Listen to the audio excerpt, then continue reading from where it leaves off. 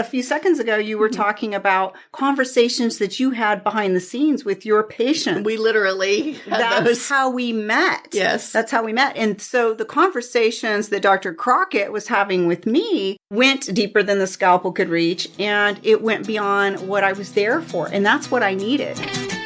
Welcome to Becoming Virtuosa, the podcast that encourages you to become your best virtuosa self. Each week, Dr. Susan Crockett goes where the scalpel can't reach, exploring conversations about how to be, heal, love, give, grow, pray, and attune. For the first time ever, she's bringing the personal one-on-one teaching that she shares with individual patients to you on this broader platform. A weekly source of inspiration and encouragement designed to empower you. By evolving ourselves as individuals, we influence and transform the world around us.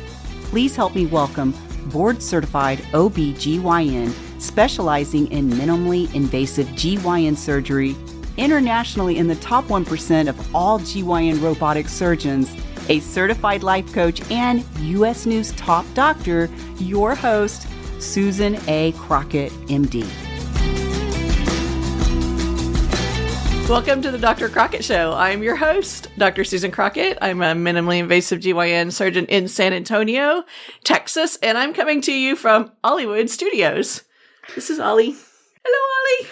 It's OllieWoodstudios, and today I have a very, very special guest, Starley Murray. I don't even know how to give you words. Like, you were like my mentor, my producer, my food sampler. My food sampler.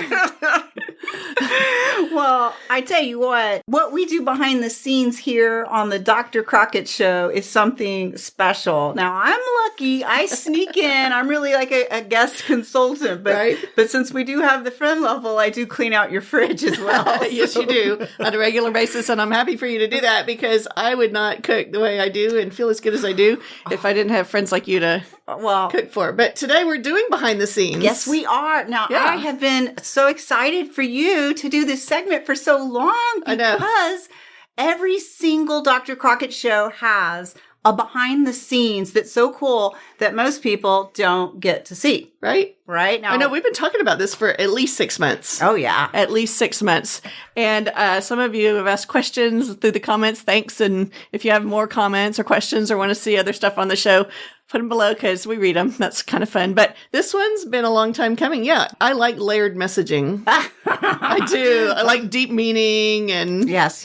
Well, I'm a big fan. So I will tell you this. 3 of the things that I noticed were so cool and so different and unique about your show. And I've been on over 3,000 productions. I know. You're like the production queen. So, executive producer. You've been a national producer for America's Most Wanted, red carpet, interviewer, like so many fun. I'm blessed to be doing so many fun, cool things. And this one is just like a joy. We call this secretly the treehouse because we have so much fun. But yeah, that's what we call it. This is actually an apartment, right? And we call it the treehouse because we just play. It's fun. Even though we're in the treehouse, the Dr. Crockett Show is first and foremost branded in a cool way.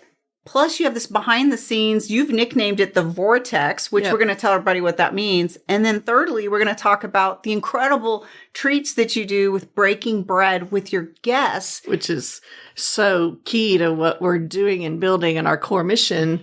And you don't really see it on the show at all. We've hinted about it before, but I'm excited to show it. I'm always like, I'm just like, this is so cool. I have to capture this. I love this. But so first and foremost, there's a lot of people that are guests on your show, and they have they're cool brands, and you elevate them, and you're constantly talking about them and their brands. Now, me being the behind the scenes, guest here, I am going to talk about your brand. Oh gosh. She's like trying to knock the magazine off the table earlier. I'm like, no. Pride and joy every time I see you on television or a magazine. I'm like the mom in the wings going, Yay! I literally call you my stage mom. I know. I wear that title proudly, by the way. So, right here, the brand, we put it on the table, but usually your brand might be somewhere in the background, like in your bookcase, or maybe it's a logo. Yeah, logo. It may be on a cup. Now we put a bunch of it in one place so we can make, an example, but the brand, you'd be surprised. Dr. Crockett, do you know how many people don't have their brand showing in their videos or any of their messaging? Well, I think branding is a really tricky thing. I wouldn't be surprised because, it takes time and consistency to kind of gel and bring the pieces together. It's taken me a long time. And part of it is just kind of knowing who you are. And part of it is knowing your audience and trying to figure out, what you want to communicate with the audience. Yeah. Well, you know what? So I remember even the day when the Going Deeper Than the Scalpel Will Reach was born. Yes. And I will tell you that since then, you've only layered more and more evolution of your brand, going deeper and deeper as opposed to, going in different directions. Yeah. So you're right. It does take a while to get that brand. And It's kind of solidified. So you're doing awesome. So let's talk a little bit about the branding while we're here. So one thing that came up pretty early were the colors and the 7 seeds, right? We've talked about this before, but I started this show by taking the conversations that I have with patients in the clinic, those one-on-one conversations about wellness and health. And I kept saying these things over and over and again, and they really had nothing to do with the surgery. They had to do with keeping people healthy or keeping them from having to come back for more surgery. And that's how this show was born. So it was born out of going where the scalpel literally doesn't reach. Right. And so as I started thinking about and organizing my thoughts around that, we realized there were 7 different categories that I teach. And that's what we're putting together here. I'm writing a book now about that. So the 7 seeds are be, heal, love, give, grow, pray, and attune. So more on that in this coming year, a whole lot more. We're going to be focusing our curriculum on that. But the other thing I wanted to just say really quick before we move on about layering is this rose. Oh, This rose is so pretty, right? it's beautiful. And I love the green glass. So this rose was part of a bouquet of a dozen that is 11 days old. Wow, this Isn't is it still gorgeous? going strong. It is. Kind of like you. Right? Right? Messaging, layering. So all the other roses, I've kind of trimmed back the bouquet. All the other ones have kind of like drooped. And so on the show, part of what we're interested in teaching is sustainability and longevity. And so I asked the question this morning as I was kind of looking at this flower. I'm like, well, how come this flower made it and the others didn't? Right. And that's a much deeper message than just looking at a pretty rose on a table. Yeah. So that's kind of a little taste of where we go in our conversations on the show. We're exploring, like, why is there longevity on that flower? Why is it special? So Yeah, definitely. And then I'll segue off that about a little bit on just origins on brand and your audience, because I'm not just a guest, consultant. Right. I'm not just a guest on the show today. I'm your patient. I started off as your patient. Oh, yeah, that. Right. So, like a few seconds ago, you were talking about conversations that you had behind the scenes with your patients. We literally had those. That's how we met. Yes. That's how we met. And so the conversations that Dr. Crockett was having with me went deeper than the scalpel could reach, and it went beyond what I was there for. And that's what I needed. And because I always say, Dr. Crockett saved my life, you're stuck with me for this reciprocity. It's like Velcro. I'll never get rid of her. That's right. That's right. She's stuck like glue. Yeah, you shouldn't have cured me. Thank you.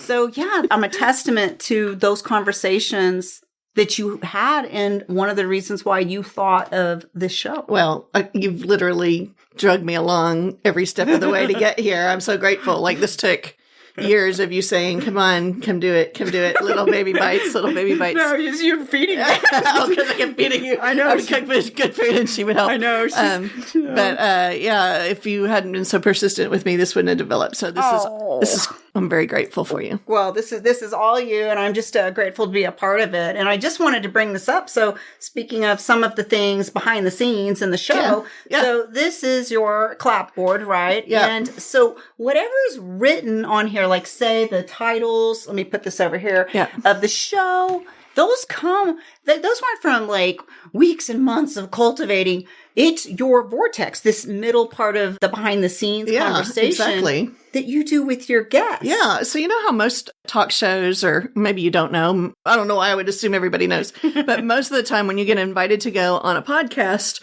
or show or an interview, a radio interview, they kind of give you a list of questions or a list of things, and you talk back and forth and prep ahead of time about what it's going to look like. Sometimes it's really very, very scripted. I did a talk for Prasira in the last month, and it was a really fun podcast. I'll post that later. A really fun talk for them about minimally invasive surgery and same day home stuff that I love to do. But that interview was very, very prepped ahead of time. It was me talking, but it's because I had already thought through the answers and had written them out and all of that. So most of the time, for example, that interview, I never met the interviewer until the Zoom call where we did the interview. Right. Yeah. And I think that's how most people are. So in our show, we invite people to come on the show that we meet because we have some interesting conversations in real life. Hopefully you think they are too. And we do a little bit of prep ahead of time, like what's the topic you want to talk about? Or do you have 3 points, bullet points that you kind of want to hit? But the content of the show is not created until the guests get here. And this is where we're a little different. So we believe that the way we make the world a better place is by making people a better place. And part of what we do is we practice what we preach, and that is socialization, eating together, having healthy food, mostly whole food, plant-based. And we do that by inviting our guests in about 2 hours before the shoot. Yep. And we do this on Saturday mornings. And I get up super early, like 6 a.m. on Saturday mornings. Sometimes I'll be prepping the meal 2 or 3 days in advance for stuff that needs to be created and put in the refrigerator or something. So I'm having all of this time where I'm going shopping and preparing a menu and thinking about the show and the people and what we're going to try, because I'm always trying new stuff with the food. And I know today, I'm not going to talk about today because today we have some of it in front of us. It's amazing sushi. We'll get to that. It was amazing sushi. It was really good. Some of it didn't work so well. That's okay. That's part of the trying, right? And Starley still was a good sport. And she's like, I think the matcha's a little too strong. Okay, anyway, diversion. I digress. Oh my gosh. Okay. So anyway, the vortex is where we have the guests come in early, and I actually sit them down at the kitchen counter, which is a big, large island in the middle of my kitchen on a little stool, and I'm cooking and preparing the food as they're noshing usually on some food that I put out, charcuterie or fruit and healthy stuff. I make all kinds of dips and we have a fun time with the creativity. But they're sitting there and they come in, and Starley's there too often. And we have the conversation right there. Like in an hour or two while they're there with me cooking and getting to know me, and we're talking about their life and their conversations. So we're getting to know each other on a relationship type level. And then we choose what we're going to talk about up here, what we want to share with you based on those conversations. Because the way this started was we were having great conversations with people and we thought that should be on a show, right? Oh, yeah. I was dying downstairs because I was like, this stuff should be on camera. It's amazing. We're always trying to capture all these great conversations and so we decided to be intentional about how we set the show. And so we call the kitchen counter the vortex because there's nothing. Well, it is a little bit magical. I'll own that. Yes. It's a little magical. So the vortex is where the food and the good nutrition and that healthy energy is there. And then the guests are coming in. They're getting relaxed. They get a little bit familiar with the format, get a little bit of tips and tricks so that they feel comfortable on camera. And we have conversation downstairs, which means when we come up here, we take what's from the vortex and we set it down here.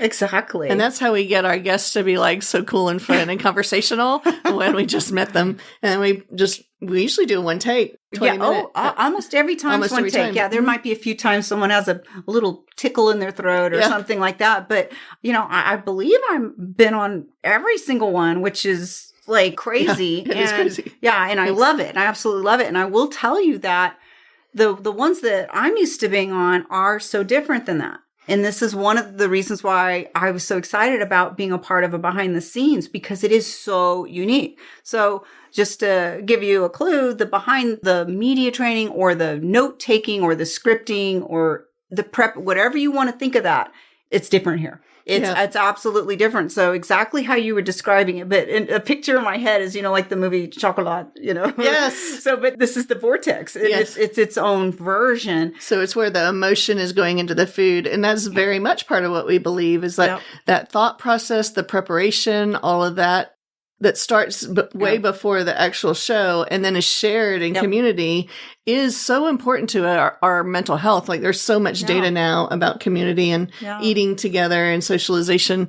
And the Larry and Deborah's show that we did at the very beginning, that was part of their 7 things. And the data that they found was that the socialization during meals is part of weight loss, like keeping a healthy weight. That's beautiful. Well, on a personal note, as a testament, I wasn't breaking bread as often as I should because I was so a part of the production in a way to where it was difficult for me to sit and talk with everyone. I was either behind the scenes or producing or in front holding the mic, and there wasn't bread breaking time for you to sit there. You made sure it happened. You made sure that I was a part of that as well. And I was like, wow, it is the vortex, right? Yes. So we cook and then we sit down intentionally at the table, and it's not filmed and it's not scripted. But it develops. And even some of the shows, if you go back and see the different formatting, when we have the kitchen shows, we actually bring in a crew, and these guys are so much fun.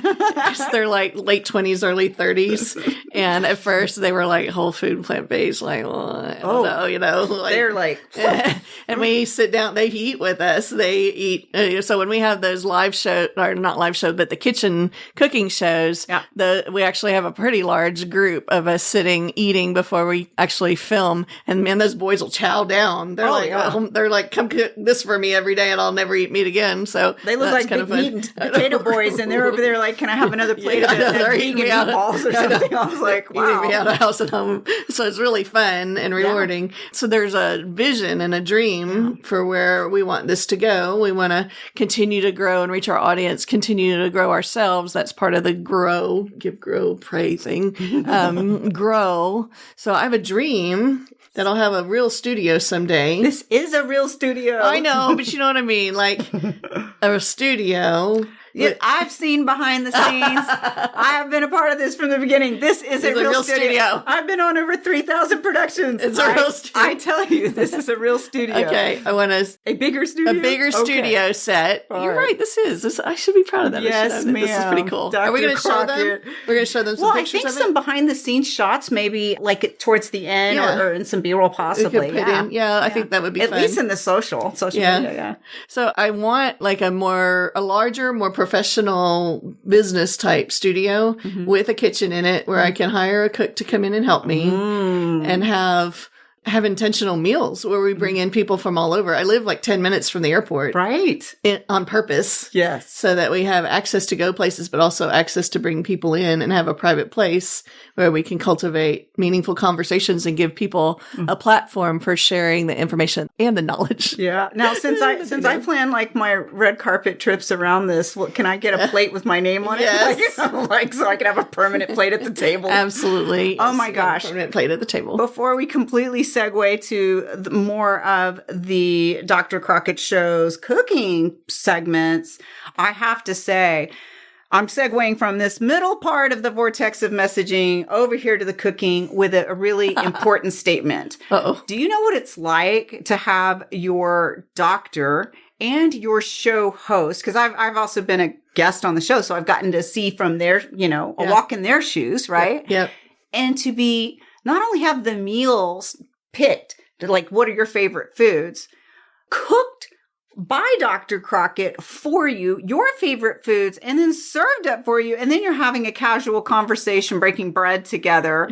Like, is that common? No. So I'm telling you, over the last 30 years, I haven't seen it a lot. And I said, I'm really excited if we do a segment about this. Well, yeah, thank you. This is a fun idea for that. Because I'm like, yeah. I'm like, yes. What's the next thing? Who's the next guest? And she's like, no, you need to stop and, kind of celebrate the uniqueness of what we're doing. It is unique. It really is unique. It's so cool. And so, I know that Dr. Crockett, is so soft-spoken about like the recipes and the food, but I mean, this 1%, robotic surgeon fancy pants over here is, your chef capabilities was shocking to me. Me too. I'm not kidding. I was like, oh, like I haven't been a chef my whole life. I haven't cooked, like, ask my kids. No. Oh, and I think you said that you've done a lot of baking for them. Yeah. So I, come from good German, Scottish background. I can make some shortbread, baby. I can bake some bread. But the cooking is great. Yeah. It's amazing. And here's the other thing. I'm a very visual person in terms of how I learn or how I teach. And so when the food is so beautiful too, and it's whole food, plant-based, the majority of it. Yeah. And it's so good for you. And, she does all these special things for me too, because I'm lactose intolerant, I'm gluten sensitive. And she's like, all right, I got it. I got you. And then it comes out, this is something I made up. I like to say, Dr. Crockett's food looks so beautiful, Pinterest would be jealous. So it's just it's so pretty. And so it not only tastes great and it's great for you, it's pretty. And then your doctor and show host cooks for you. Now, you don't think that's unique. It took me months to get this segment. And I'm like, well, I think it's kind of fun because, I didn't cook like this. I have to credit Dr. Malloy, who's a frequent guest on our show. He's a super guy, but he challenged me to start learning how to cook differently, one recipe a week. Yeah. And, when I first was contemplating going mostly whole food plant-based, and I can say mostly because I'm about 80% probably whole food plant-based. It was hard that I thought, am I just going to have to eat salad and broccoli? Yeah. Right. That's what I thought. That was stage 1. Yep. And then stage 2 was, okay, I'm in this thing where I have to eat whole food plant-based. I'm going to start substituting for meat, all the fake plant stuff, right? Yep. So I went to the grocery store and I found the plant-based meatballs and started cooking my regular meals with the fake chicken and the fake cheese and the fake, all of this. And over time, I was like, wait a minute. And I started looking at the things that are in some of those. I'm not knocking them by any means because it's cool that we have plant-based options and they're getting better and better all the time. But I found that I was just trying to substitute out instead of really delving in and enjoying all the flavors and benefits and tastes that I hadn't experienced before. I didn't like mushrooms. Right. Ugh. I grew up, I would pick them off my pizza. And so, give them to me. It's one of her favorite things. But I had to get challenged to get away from the little canned sliced rubber things that I grew up with. Yep. And start challenging myself to cook with them and figure out the different flavors of the different types and how we use them and cook with them. Right. And we've done that with lots of different things. So if I didn't have the show and these people to cook for and to continue doing that, I don't cook like this every day. I do it when we have the show. It's the Saturday thing. And to tell you the truth, I eat pretty crappy sometimes during the week. Yeah, well, Dr. Crockett, that's why you've got your vitamins. I know, that's why. I know, because sometimes I eat pretty crappy. So okay, you got to say that one phrase. You have to say that one phrase about the paleo and the thing, Okay. What was it? There's different kinds of diets, right? There's paleo. And what was the third one? There's vegan, paleo. I think you said then Oreo. I know. What was the other one? I can't remember, but I do. Keto. Are you keto? Are you paleo? Are you Oreo? So, but here's the thing, Dr. Crockett, that's what most of us have been doing is a combination of healthy and not healthy. And so part of what you do when you're teaching these things is helping us to not feel guilty when we're eating however it is that we're eating, but to encourage us to feel, like it's more fun when you're trying healthier things. Yep. And so I was a vegetarian for like more than a decade. And then I was a hardcore vegan for like about almost 6 years. Yeah. And I found that I actually, when I went to all of that meat that you were talking about, I was actually starting to get some gallbladder problems because I was eating it was like a lot of excess coconut oil in the meats. And then I'm gluten sensitive and there was also gluten in some of them. Right. A lot of them are really great, but if you want to pick and choose. Well, so flour is vegan, right? It's a plant-based product. Right. But flour has gluten in it and refined processed foods like refined sugar and refined flour. That's why we joke about Oreos. Because Oreos are vegan. They're vegan. Pretty much. Yeah. And so that doesn't mean they're healthy. So when we talk, that's why we specifically say whole food plant-based or mostly whole food plant-based. So I missed that. I missed that memo when I was being so devout for all those years. And then it was actually counterproductive in some ways with my health. So in discovering with the way that you cook and how you put the ingredients together, so more fresh. Yep. And your whole breaking bread with your guests and your friends and creating these reasons, these beautiful reasons, has brought you and your guests and a lot of us closer together. A lot of joy. Yeah. Do you remember you think that I had like some sort of an eating situation? Yes, I thought you had an eating disorder because you would come over and you wouldn't eat. And I was your doctor, so I was kind of like, And then one day I started cooking like this, and she's like, she's literally like eating the sprouts and the stuff off the counter. I'm like, I just didn't have the food right. Yeah. So, the freshness is really great. So anyway, I just wanted to point that out because for years I was doing the preservative or packaged based vegan, whereas instead of having a label, I was learning through you that, hey, it's just really more about the freshness. Yeah. Yeah. So most of what we do is fresh produce the morning of the show. Yes. And real nuts, seeds, vegetables. Yeah. Some of us are real fruits. nuts. We are all nuts. We're nuts here. All of us here. Well, Miss Starley, thank you so much for being on the show today. Thank you. It's fun showing them behind the scenes. Let's put some little B-roll footage and let them see kind of how we built the whole show, because we worked for a couple of years. Oh, it's amazing. I mean, you've got, behind the scenes on, magazine shoots, you've got, stage and your television appearance. Yep. That was fun. Yeah. So me being a publicity mentor and mommy, I'm crying literally. I'm so proud. I'm not going to cry. I'm not crying. You're crying. And then seeing how your vortex that you created, and then, by the way, I'm going to end on the fact that, am I going to be able to get some recipes off your website? Oh, you're going to, don't hit me in the arm. Yes, I've been trying to get those up there for like 2 months, and that's like me dictating my charts. I'm terrible about dictating my charts in the hospital. I said it on camera. On camera, so now. I have figured out how to keep up with my dictation, so there's hope for me getting the recipes online. Oh, namaste. Yes, you're welcome. Maybe not all of them. I think maybe some of them we might hold back, like that lasagna one I did, which is really special. Oh, y'all, whole food plant-based lasagna. It had over 30 different whole food whole food the herbs ingredients in it. The ingredients, Yeah. And so if you're thirds. She had thirds. It was so good. That we might have to just reserve for our guests when they come. Okay. Yeah, I'm not sure I want to share that one. Am I going to be a guest in the future? Only if you're nice to me. Oh, yes. You do the lasagna? Do the lasagna. Please, Dr. Crockett. Oh, man. We'll see. Okay. Well, to be determined. TBD. All right, y'all. I hope you've enjoyed the show. Enjoy the little B-roll that we're going to sneak in here. And thanks always for joining us. I will see you next week. Please remember to like, subscribe, and share. And let me know what else you want us to talk about, because I can talk. Bye, y'all. Have a great week. Thanks for listening to this episode of Becoming Virtuosa. To learn more, come visit us at drcrockett.com. That's drcrockett with 2 T's.com. Or find us on YouTube for The Dr. Crockett Show. If you found this episode helpful or think it might help someone else, please like, subscribe, and share. This is how we grow together. Thanks, and I'll see you next week. Love always, Sue.